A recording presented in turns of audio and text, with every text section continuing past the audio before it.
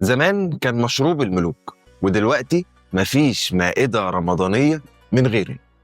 ازاي العرقسوس أصبح أحد المشروبات الرسمية في رمضان؟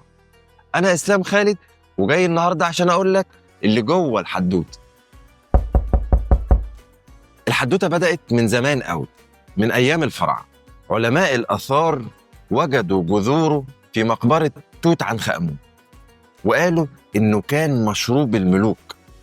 لا مش بس كده، دول كانوا بيستخدموه في العلاج، وكمان عشان يحلوا طعم الأدوية المرة. حاجة كده زي أول وأقدم مشروب دوائي في التاريخ.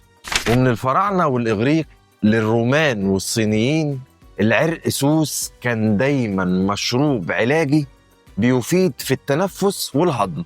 لكن اللي حصل في العصر العباسي والفاطمي غير كل حاجة. العرقسوس خرج من الصيدليات للأسواق، الناس شربوه فلقيوا إنه بيقلل العطش وبيرطب الجسم، وعشان كده أصبح المشروب الرسمي رقم 1 للصائمين في رمضان. مع الوقت أصبح بياعين العرقسوس علامة في الشوارع والأسواق، وزي التمر هندي وقمر الدين والخروب دخل كل بيت مصري وقت الفطار. وعلى الرغم من وجود المشروبات الغازية والعصائر، العرقسوس فضل صامد مرتبط بالتراث والتقاليد، طبيعي وصحي، وبقى رمز رمضاني أصيل. وتلف الأيام والسنين ويفضل العرقسوس مشروب الملوك زمان ومشروب الصائمين النهارده. أنا شخصيا ماليش قوي في العرقسوس، أنت بقى إيه مشروبك الرمضاني؟